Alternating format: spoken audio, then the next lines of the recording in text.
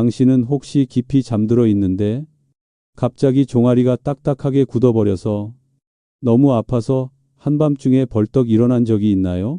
가볍게 다리를 한번 쭉 펴기만 했는데도 근육이 바로 꽉 조여오면서 숨이 턱 막힐 정도로 아파본 적은요?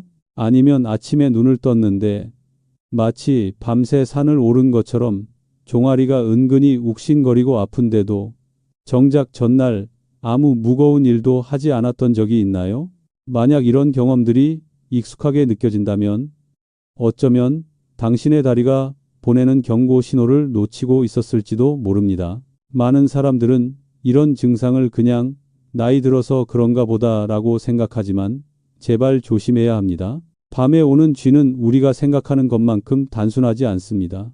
근육을 움직이는 신경들이 흐트러지기 시작하면 몸은 브레이크가 달아버린 자동차처럼 갈수록 통제가 어려워집니다.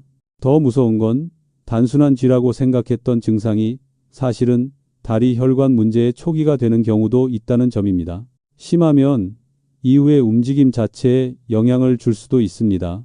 하지만 좋은 소식은 이겁니다.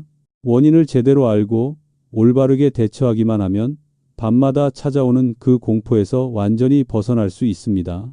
오늘 내용에서 저는 왜 그 고통이 반복되는지, 몇 초 만에 위험한 상황인지 구별하는 법, 그리고 단 3초 만에 통증을 가라앉히는 즉각적인 방법까지 알려드릴 겁니다. 끝까지 들으시면 약에 의존하지 않아도 다리를 보호할 수 있는 방법들을 충분히 가져가실 수 있을 겁니다. 시작하기 전에 이런 유익한 내용을 더 받고 싶으시다면 채널을 팔로우하고 구독 버튼 눌러주시고 제가 각각의 방법을 더 자세히 설명하는 영상을 만들어 드렸으면 하시는 분들은 댓글에 숫자 1을 남겨주세요. 한국에서는 이렇게 작은 응원을 서로에게 보내곤 하죠. 그게 저에게 더 좋은 콘텐츠를 만드는 힘이 됩니다. 오늘 우리가 이야기할 내용은 무엇일까요? 첫째, 잠을 거의 못 잘 정도의 통증을 겪었던 한국의 70대 어르신 이야기 하나를 들려드릴 겁니다. 둘째, 어떤 쥐는 별거 아니고 어떤 쥐는 바로 병원에 가야 하는 위험 신호인지 구별하는 법을 알려드릴 겁니다. 그리고 마지막으로 몇 초 안에 쥐를 풀 수 있는 아주 간단한 방법 하나를 알려드릴 겁니다. 침대에서도 바로 할 수 있는, 만약 당신이 종아리 통증 때문에 밤이 오는 게 두려웠다면 지금부터의 이야기가 이 증상을 바라보는 관점을 완전히 바꿔줄 수도 있습니다. 저는 최우진입니다. 30년 넘게 진료해온 전문의로 현재 대학병원에서 근무하고 있습니다. 그동안 수없이 많은 환자들에게 같은 질문을 받아왔습니다. 선생님, 왜 자꾸 밤마다 다리가 돌아가요? 어떻게 해야 밤에 편하게 잘 수 있을까요? 그리고 오늘 제가 들려드릴 이야기는 어느 추운 겨울 아침 70대 중반의 한 남성, 김만수 어르신이라고 부르겠습니다. 이 진료실 문을 열고 들어오던 순간부터 시작됩니다. 원래 어르신은 매우 건강하신 분이었고 경기도에 살면서 매일 집 뒤에 작은 산을 오를 정도로 활동적이셨습니다.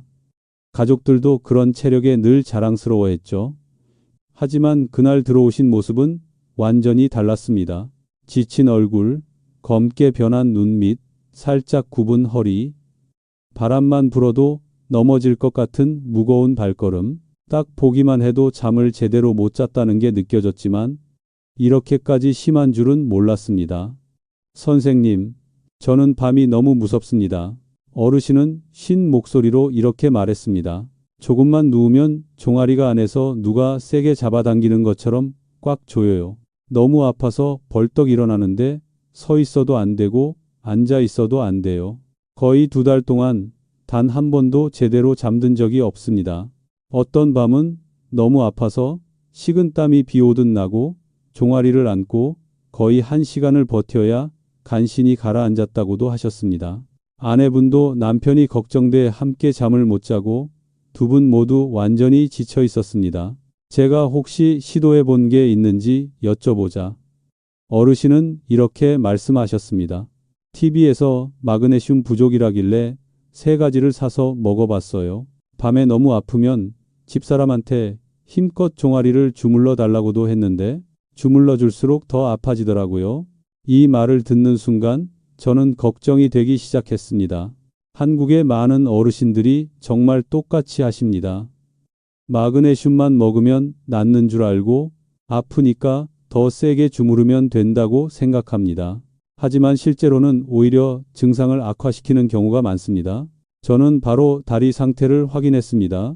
피부는 살짝 팽팽하고 근육은 아주 예민한 상태였지만 다행히 안도의 한숨이 나올 만큼 중요한 점이 있었습니다. 이상하게 뜨겁거나 붓는 증상이 없었고 발이 차지도 않았고 발등 맥박도 잘 느껴졌습니다. 즉, 적어도 혈전이나 다리, 혈류 부족 같은 위험한 혈관 질환의 즉각적인 위험 신호는 아니었던 것입니다. 하지만 어르신이 몇 달 동안 밤마다 겪은 그 극심한 통증의 원인은 결코 단순하지 않았습니다.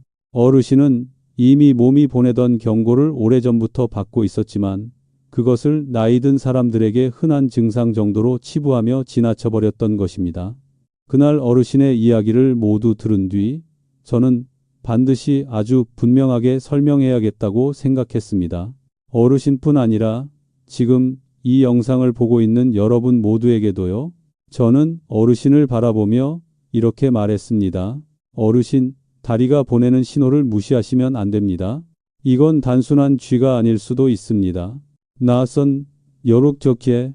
그리고 그날의 대화는 다리 건강에 대한 이야기, 밤에 근육이 갑자기 조여오는 진짜 이유, 그리고 갑작스러운 통증 없이 다시 편안한 잠을 되찾는 방법까지 이어지게 되었습니다. 김만수 어르신은 의자에 앉으시며 두 손을 맞잡고 눈빛에는 피로가 가득했다. 나는 어르신의 다리 움직임을 관찰했다. 아주 작은 동작만으로도 근육이 움찔하며 위축되는 것이 보였다. 그것만으로도 어르신의 몸이 오랜 기간 긴장 상태를 겪어왔고 아주 작은 자극에도 다시 쥐가 날 수 있는 상태라는 것을 알 수 있었다. 나는 어르신께 문제의 원인을 정확히 이해할 수 있도록 설명해야 한다는 걸 알고 있었다. 나는 어르신께 말했다. 어르신, 다리에 쥐가 나는 이유가 단순히 마그네슘 때문이라면 오히려 더 쉬운 문제입니다. 하지만 대부분은 그게 아닙니다. 어르신은 고개를 들며 놀란 듯 그리고 당황한 듯한 표정을 지었다. 지금까지는 마그네슘만 충분히 먹으면 쥐가 사라질 거라고 믿어왔던 것이다. 심지어 많이 먹으면 더 효과가 있겠지 라고 생각해 용량을 2배로 늘린 적도 있다고 했다. 하지만 인체는 그렇게 단순하지 않다. 나는 우리 몸에서 근육이 2가지 신호로 움직인다고 설명했다. 근육을 수축시키는 신호와 근육을 이완시키는 신호. 이것들은 자동차의 엑셀과 브레이크 같은 역할을 한다. 젊을 때는 이 두 시스템이 부드럽게 조화를 이루며 움직인다. 하지만 나이가 들면 브레이크 역할을 하는 신경, 즉 근육을 이완시키는 기능을 담당하는 신경이 약해지기 시작한다. 그 말은 몸은 쉬려고 하는데 근육은 오히려 더 강하게 조여버린다는 뜻이다. 나는 한국 사람들이 쉽게 이해할 수 있는 비유를 들었다. 어르신, 오래된 자동차를 생각해 보세요. 브레이크가 조금만 늦게 반응해도 차가 멋대로 앞으로 튀어나가죠? 바로 그 현상이 종아리 근육에서 벌어지는 겁니다. 어르신은 고개를 끄덕이며 자신이 겪은 일이 처음으로 설명이 되는 듯한 표정을 지었다. 나는 설명을 이어갔다. 우리가 잠을 잘 때 발은 대개 아래로 떨어지며 이불의 무게나 자세 때문에 더 처지기도 한다. 발끝이 아래로 향하면 종아리 뒤쪽 근육은 짧아진다. 그런 상태에서 신경이 잘못된 신호를 하나라도 보내면 근육은 과하게 당겨진 현처럼 갑자기 강하게 수축한다. 그리고 바로 그 순간 우리가 통증에 깜짝 놀라 벌떡 일어나게 되는 것이다. 김어르신은 깊게 한숨을 내쉬었다. 그러면 제가 밤마다 겪던 그 통증이 나이가 들어서 신경이 고장나서 그런 건가요? 나는 고개를 끄덕였지만 그게 가장 흔한 원인이긴 해도 결코 방심해서는 안 되는 경우도 있다고 덧붙였다. 나는 목소리를 조금 더 진지하게 바꿨다. 어르신, 사실 다리쥐와 비슷한 증상 중에는 정말 위험한 질환도 있습니다. 그래서 먼저 그걸 구별해야 합니다. 이 말을 듣자 어르신은 자세를 바로 하고 마치 오래 기다렸던 답을 듣는 듯한 표정이 되었다. 나는 쥐와 비슷하지만 반드시 구별해야 하는 특히 위험한 세 가지 상태가 있다고 설명했다. 첫 번째는 심부정맥 혈전증, 즉 혈관 안에 혈전이 생기는 경우다. 나는 분명하게 말했다. 한쪽 다리가 갑자기 붓고 열이 나고 피부가 당기는 느낌이 들면 절대 주무르면 안 됩니다. 왜냐하면 강하게 자극하면 혈전이 폐나 심장으로 이동해 생명을 위협할 수 있기 때문이다. 이 말을 듣는 순간 김어르신은 움찔 놀랐다. 예전에 다리가 조금 부은 적이 있었는데 그냥 피로한 줄 알고 계속 주물렀다고 했다. 나는 다행히 어르신의 경우는 혈전의 전형적인 증상은 아니었다고 안심시켰지만 이 영상을 보고 있는 분들 중 그런 증상이 있는 사람은 반드시 즉시 병원에 가야 한다고 강조했다. 두 번째 위험한 상태는 말초동맥 질환으로 다리를 공급하는 혈관이 좁아지는 병이다. 나는 설명했다. 발이 평소보다 차고 피부색이 창백해지고 특히 발등의 맥박이 약하거나 만져지지 않으면 그건 쥐가 아니다. 이런 사람들은 몇십 미터만 걸어도 통증이 오지만 멈추면 괜찮아진다. 치료하지 않으면 혈액이 가지 않는 부위가 괴사할 수도 있다. 김어르신은 걱정스러운 얼굴로 물었다. 그럼 이런 병이 있는 사람도 쥐처럼 느끼나요? 나는 대답했다. 맞습니다. 그래서 정확한 구별이 중요합니다. 세 번째는 하지불안 증후군이다. 많은 사람들이 쥐로 착각하지만 사실은 뇌의 도파민 불균형과 관련된 질환이다. 나는 설명했다. 가만히 있을 때 불편한 감각이 시작되지만 움직이면 사라지고 그 느낌이 벌레가 기어가는 듯하거나 전기가 살짝 흐르는 듯하다면 그것은 종아리 근육의 쥐가 아니라 중추신경계의 문제다. 김어르신은 잠시 말없이 있다가 조용히 물었다. 그럼 저는 어떤 경우인가요? 나는 부드럽게 대답했다. 어르신은 다행히 위험한 혈관 문제는 아닙니다. 하지만 그렇다고 쉽게 볼 문제도 아닙니다. 잠시 나는 어르신의 혈관 시스템에는 이상이 없지만 오랫동안 반복된 쥐는 감각 운동신경이 이미 지쳐서 잘못 작동하고 있다는 신호라고 설명했다. 이것을 제때 바로잡지 않으면 점점 더 심해지고 만성적인 문제가 될 수 있다. 어르신은 한숨을 쉬며 씁쓸하게 웃었다. 그럼 지금까지 제가 마그네슘만 먹었던 건 헛수고였네요. 나는 미소 지으며 그것이 쓸모없었다기보다는 단 하나의 원인만 해결해선 신경 근육 시스템처럼 복잡한 문제는 해결되지 않는다고 설명했다. 가장 중요한 것은 올바른 원인을 아는 것이다. 그날 진료에서 나는 어르신께 더 많은 시간을 들여 자세히 설명해 드렸다. 이것은 어르신 잘못도 아니고 나이가 들면 당연히 생기는 현상도 아니라고 알려드리고 싶었다. 신경은 흐트러질 수 있지만 올바른 방법으로 충분히 다시 조절될 수 있다. 내가 결론적으로 말씀드린 것은 어르신의 통증 대부분이 전후면 근육의 불균형과 수면 자세, 그리고 신경 감지 기능의 약화가 함께 작용한 결과라는 점이었다. 그 말을 들은 어르신의 표정은 마치 큰 짐을 내려놓은 듯했다. 그리고 어르신은 많은 환자들이 나에게 했던 바로 그 질문을 하셨다. 그럼 어떻게 하면 밤에 안 아플 수 있을까요? 나는 미소 지었다. 그 순간 나는 어르신이 2달 동안 찾고 있던 답, 약도 필요 없고 누구의 도움도 필요 없는 몇 초 만에 쥐를 풀 수 있는 방법을 이제 알려드릴 때가 되었다는 것을 알았다. 김만수 어르신이 매일 밤의 통증에서 벗어나는 방법이 없냐고 물으셨을 때 나는 잠시 어르신을 바라보다가 부드럽게 미소 지었다. 나는 이것이 많은 환자들이 기다리는 순간이라는 것을 알고 있었다. 단순하고 쉽게 할 수 있으면서도 삶을 되찾은 것처럼 느낄 만큼 효과적인 답. 나는 말했다. 어르신, 사실 방법은 생각보다 훨씬 간단합니다. 힘으로 누르는 것도 아니고 약을 더 먹는 것도 아닙니다. 우리 몸이 스스로 풀리게 만드는 방법이 있어요. 어르신은 눈을 크게 뜨고 혹시라도 한마디 놓칠까봐 몸을 약간 앞으로 숙였다. 나는 천천히 설명을 시작했다. 근육이 딱딱하게 굳을 때 우리는 본능적으로 그 부위를 세게 주무르거나 때리죠. 그런데 그게 가장 해로운 행동입니다. 근육이 이미 최대한으로 당겨진 상태인데 밖에서 힘을 더 주면 근섬유가 손상되고 통증은 더 오래가고 심하면 염증도 생길 수 있습니다. 이 말에 어르신은 머쓱하게 웃었다. 그럼 저는 그동안 아내한테 괜히 더 세게 주물러 달라고 했네요. 나는 고개를 끄덕였지만 어르신이 스스로 잘못했다고 느끼지 않도록 조심했다. 대부분의 사람들이 아프면 주물러야 한다고 생각하기 때문에 같은 실수를 반복한다는 것도 함께 설명했다. 하지만 실제로는 몸이 정반대로 반응한다. 나는 다리를 보여주며 시범을 보였다. 바로 따라하라는 뜻이 아니라 원리를 이해시키기 위함이었다. 쥐가 종아리에 났을 때 필요한 건 아픈 부위를 직접 공격하는 게 아니라 반대편 근육을 활성화시키는 겁니다. 발을 무릎 쪽으로 최대한 끌어올리면 앞쪽 근육, 즉 정경골근이 수축합니다. 이 근육이 수축하면 뒤쪽에서 과하게 조여있던 근육이 어쩔 수 없이 늘어납니다. 나는 이어 설명했다. 이건 생리학의 자연스러운 원리입니다.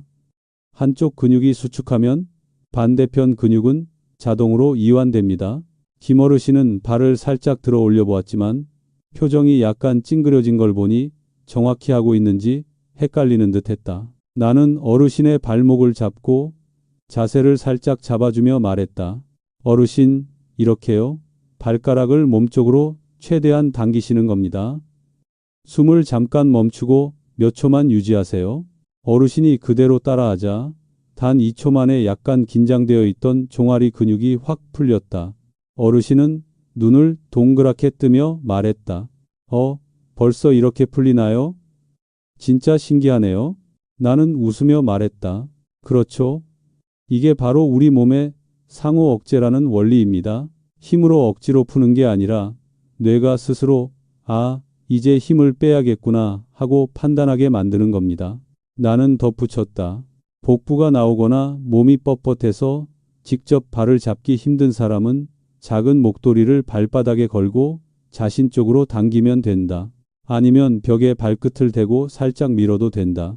중요한 건 발이 위쪽으로 당겨지는 동작만 이루어지면 원리는 똑같이 작동한다는 점이다. 어르신이 첫 번째 기술을 익힌 뒤 나는 두 번째 방법을 알려드렸다. 이번에는 목소리를 조금 더 진지하게 바꿨다. 한국의 많은 어르신들이 이 방법을 과소평가하다가 실제 효과를 보고 놀라기 때문이다. 어르신, 통증이 너무 심해서 다리를 움직일 수조차 없을 때가 있죠. 그럴 때는 이 방법을 쓰세요. 마기로 그신이르. 나는 손을 들어 코와 입 사이를 가리켰다. 여기 인중입니다. 쥐가 났을 때 엄지와 검지로 이 부분을 아주 강하게 눌러주세요. 생각보다 꽤 세게요. 어르신은 의아해하며 물었다. 인중이요? 다리가 아픈데 왜 여길 누르죠? 나는 뇌 우선순위 원리를 설명했다. 강하고 갑작스러운 자극은 뇌가 먼저 인식한다. 그래서 인중처럼 민감한 부위에 강한 자극을 주면 뇌는 순간적으로 관심을 그쪽으로 옮기고 다리에 있던 통증 신호는 상대적으로 약해진다. 이것을 감각 게이팅, 감각의 문 닫기이라고 한다. 그러면 과하게 수축되던 근육이 잠시 힘을 풀고 그 틈에 발을 끌어올리는 동작을 더 쉽게 할 수 있다. 나는 이것이 근거 없는 민간요법이 아니라는 점을 강조했다. 어르신, 이건 뇌과학적으로 증명된 원리입니다. 통증 신호를 잠시 차단해서 몸이 과도한 경련 상태에서 빠져나오게 도와주는 겁니다. 어르신은 인중을 눌러보더니 깜짝 놀라며 말했다. 아이고, 여기 이렇게 아팠나요? 이 정도면 다리보다 여기가 더 정신이 번쩍 들겠는데요. 나도 웃으며 맞장구 쳤다. 그렇다. 인중의 강한 자극은 종아리 쥐가 왔을 때 공포에 가까운 긴장을 순간적으로 깨뜨려 준다. 두 가지 방법을 모두 따라 해본 뒤 어르신은 의자에 기대어 큰 숨을 내쉬었다.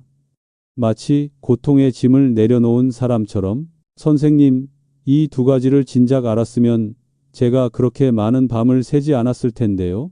나는 그 마음을 너무나 잘 안다. 30년 동안 수많은 환자들이 이 간단한 동작 하나만 알았어도 고생 안 했을 텐데요. 라고 말하곤 했다. 몇 초면 끝나는 아주 단순한 동작이 극심한 통증을 끊어내는 열쇠가 되기 때문이다. 나는 어르신에게 가장 중요한 것을 강조했다. 침착해야 한다는 것. 쥐가 나기 직전에는 몇 초 동안 전조 신호가 와요. 당기는 느낌, 미세한 찌릿함 같은 것들. 그걸 느끼면 즉시 발을 끌어올리세요. 먼저 움직이면 불이 번지기 전에 끄는 것처럼 바로 잡을 수 있습니다. 김 어르신은 자신의 다리를 내려다보며 종아리를 쓰다듬더니 울컥한 목소리로 말했다. 선생님, 저는 밤마다 너무 아파서 아내를 깨웠어요. 정말 미안해서 앞으로는 제가 스스로 할 수 있으면 아내도 마음이 편하겠네요. 나는 어르신의 어깨에 손을 얹고 말했다. 어르신, 이제 걱정하지 마세요. 오늘 배우신 2가지만 기억하면 밤이 두려울 이유가 없습니다. 하지만 나는 알았다. 즉각적인 통증 해결만으로는 충분하지 않다는 것을. 어르신이 진짜 원하는 건 쥐가 다시는 쉽게 찾아오지 않는 몸이었다. 다시 산도 오르고, 다시 편안하게 걷고, 다시 평온한 밤을 보내는 삶. 그래서 진료가 끝나기 전 나는 어르신께 가장 중요한 말을 건넸다. 어르신, 지금까지는 불이 나면 끄는 방법을 배운 겁니다. 하지만 이제는 애초에 불이 안 나게 해야겠죠? 간대에서 심한 이런 밀은, 그리고 나는 오랜 시간 수백 명의 환자들에게서 검증한 작은 습관들, 다리를 지켜주는 든든한 보호막 같은 것들에 대해 이야기하기 시작했다. 그것들은 단순히 통증을 없애는 것을 넘어 어르신이 잃어버린 평온한 잠을 되찾게 해줄 방법들이었다. 저는 김만수 어르신을 바라보며 단순히 당장의 통증을 없애드리는 것만으로는 충분하지 않다는 것을 알았습니다. 밤에 생기는 쥐는 하루아침에 생긴 문제가 아닙니다. 약해진 신경, 피로한 근육, 떨어진 혈액순환, 맞지 않는 생활습관이 오랫동안 겹쳐 만들어낸 결과입니다. 이것들을 바꾸지 않으면 아무리 쥐를 즉시 풀 수 있다고 해도 어느 날 밤 다시 찾아오게 됩니다. 그래서 저는 차분한 목소리로 말씀드렸습니다. 어르신, 이제는 근본적으로 바꿔야 합니다. 밤마다 고생하신 만큼 이제는 편하게 주무셔야죠. 저는 쥐가 재발하지 않도록 돕는데 결정적인 역할을 하는 3가지 요소가 있다고 설명하기 시작했습니다. 그리고 그 첫 번째는 약이 아니라 바로 신경을 위한 영양이었습니다. 우리 몸의 신경은 비타민 B군을 연료처럼 사용합니다. 특히 B1과 B12가 부족하면 신경이 예민해지고 근육에 제멋대로 신호를 보내죠. 저는 어르신에게 매일 비타민 D 콤플렉스를 한 알씩 드시라고 권했습니다. 비싼 제품일 필요도 없고 중요한 것은 꾸준함이라고 이야기했습니다. 한국의 많은 분들이 마그네슘만 챙기지만 사실 쥐의 출발점은 신경입니다. 신경을 보호하는 수초. 신경의 껍질을 튼튼하게 해줘야 근육을 조절하는 신호가 안정됩니다. 그 다음으로 저는 타우린 이야기를 꺼냈습니다. 한국 사람들에게는 오래전부터 친숙한 성분이지만 실제로는 해산물에 풍부하게 들어있는 아주 중요한 영양소입니다. 타우린은 근육 회복을 돕습니다. 나이가 들수록 간이 이 성분을 덜 만들어서 근육이 쉽게 피로하고 수축하게 됩니다. 늘선 남만더 저는 어르신께 오징어 삶은 것, 바지락국, 문어 볶음 같은 소박한 반찬을 챙겨 드시라고 권했습니다. 어르신은 웃으며 물었습니다. 그럼 제가 좋아하는 오징어회 먹어도 되나요? 저는 바로 대답했습니다. 물론이죠. 어르신 몸에는 약이나 마찬가지입니다. 이 말을 듣자 어르신은 무척 기뻐하셨습니다. 마치 몸에 좋은데 맛도 좋은 치료법을 찾은 사람처럼 말이죠. 2번째로 바꿔야 할 것은 수면 환경이었습니다. 나는 한국의 많은 어르신들이 겨울에 따뜻하다고 두꺼운 소미불을 덮는데 이 이불이 발을 눌러 종아리 근육을 밤새 짧아지게 만든다고 설명했습니다. 이는 쥐가 생기기에 아주 좋은 자세입니다. 어르신, 이불을 조금 가볍게 바꿔보세요. 그리고 발목 아래에 작은 쿠션을 하나 받쳐 주무시면 훨씬 편해집니다.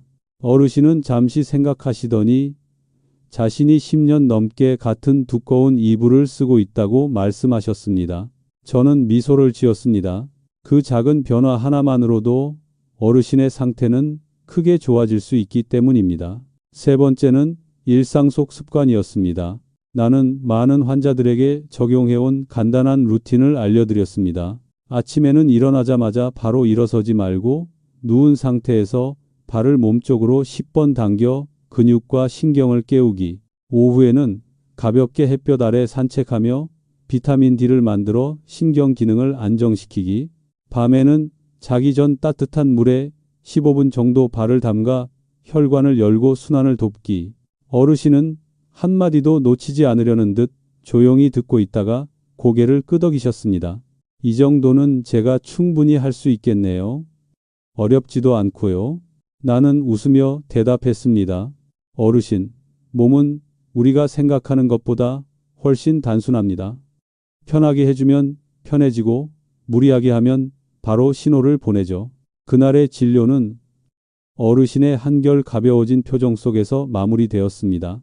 수많은 밤 동안의 고통 끝에 드디어 길을 찾은 사람의 눈빛이었습니다. 몇 주 후, 어르신은 다시 병원을 찾으셨습니다. 문을 열고 들어오자마자 환하게 웃으며 말씀하셨습니다. 선생님, 요즘은 밤에 잘 잡니다. 쥐가 나려고 하면 알려주신 대로 바로 발끝을 당기니까 3초면 끝나요. 아내도 이제 걱정 안 합니다. 그리고 어르신은 휴대폰을 꺼내 집 근처 산길에서 찍은 사진을 보여주셨습니다. 어르신은 다시 산을 오르고 있었고 예전엔 다시는 못할 줄 알았던 일이라고 하셨습니다. 그 사진을 바라보며 저는 소박하지만 깊은 행복을 느꼈습니다.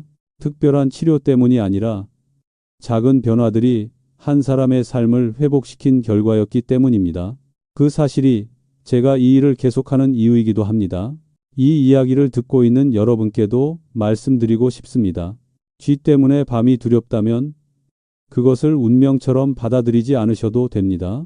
몸을 이해하고 조금만 조절하면 누구나 편안한 밤과 깊은 잠을 되찾을 수 있습니다.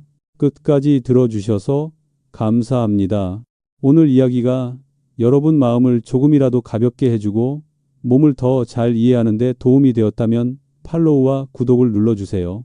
여러분의 작은 응원이 제가 유익한 내용을 계속 만들 수 있는 큰 힘이 됩니다. 여러분과 여러분의 가족 모두 늘 건강하시길 바랍니다. 그리고 오늘 밤 따뜻하고 깊은 잠을 주무시길 바랍니다. 쥐에 대한 걱정 없이 말입니다.